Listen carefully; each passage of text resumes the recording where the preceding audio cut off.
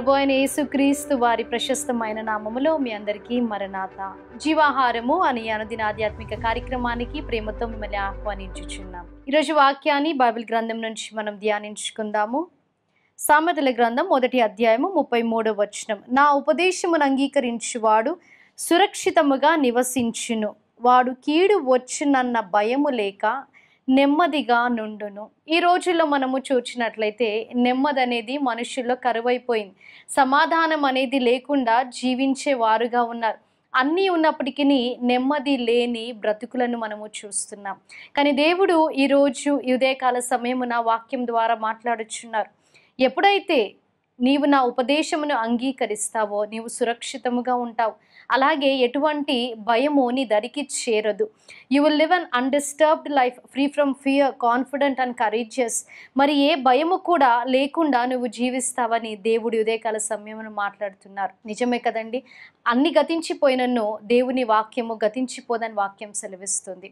కీర్తనల గ్రంథంలో మనం చూచినప్పుడు 119వ కీర్తన 93వ వచనములో ఇక్కడ దావీదు ఇలాగనుచున్నారు, నీ ఉపదేశము వలన నీవు నన్ను బ్రతికించితివి, నేనెన్నడను వాటిని మరువను. శ్రమ దినమున అవి నాకు సంతోషం ఇస్తాయి. శ్రమ దినమున అవి నాకు సంతోషం ఇస్తాయంటే నీ ఉపదేశము, నీ వాక్యము, ఈ బైబిల్ గ్రంథముని మనము చదువుకున్నప్పుడు శ్రమ దినమున కూడా అవి మనకు సంతోషమునిచ్చేవిగా ఉన్నాయి. మనను బ్రతికించేదే వాక్యమై ఉంది. కాబట్టి మన జీవితాలలో వాక్యానికి ప్రథమ స్థానము మనం ఇవ్వాలి. ఎన్ని వచ్చినప్పటికీ, ఎన్ని చేసినప్పటికీ ఈ వాక్యం అనేది గతించిపోదు. కాబట్టి ఎవరైతే ఆయన వాక్యాన్ని అంగీకరిస్తారో, శ్రమ ఉన్నా, కష్టమున్నా, బాధ ఉన్నా అది చదివి దాన్ని అంగీకరించే వాళ్ళు సురక్షితంగా ఉంటారని వాక్యం సెలవిస్తుంది. ఎటువంటి భయం లేకుండా ఉంటారని వాక్యం సెలవిస్తుంది. అలాగే నెమ్మది కలిగి ఉంటారని వాక్యం సెలవిస్తుంది. మనకి అన్నీ ఉన్నప్పటికీ నెమ్మది లేకుండా మనము జీవించినట్లయితే ఎటువంటి ప్రయోజనం లేదు.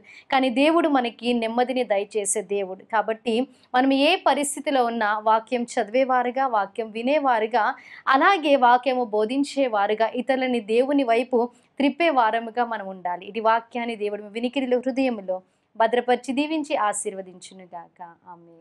మహాగణుడా, మహోన్నతుడా, పరిశుద్ధుడా, మీకు స్తుతులు. ఉదయకాల సమయంలో తండ్రి వాక్యం ద్వారా మీరు మాతో మాట్లాడి ఉన్నారు తండ్రి. అవును తండ్రి, మీ ఉపదేశమును అంగీకరించినప్పుడు తండ్రి దేవా, మీరు మమ్మల్ని సురక్షితముగా ఉంచే దేవుడిగా ఉన్నారు. అలాగే నెమ్మదిని దయచేసే దేవుడిగా ఉన్నారు. దేవా, ఎందరైతే తండ్రి నెమ్మది లేని స్థితిలో ఉన్నారో వాక్యం ద్వారా మీరు వారితో మాట్లాడి ఉన్నారు. విన్న వాక్యాన్ని ప్రతి ఒక్కరి హృదయంలో మీరు భద్రపరిచి దీవించి ఆశీర్వదించండి.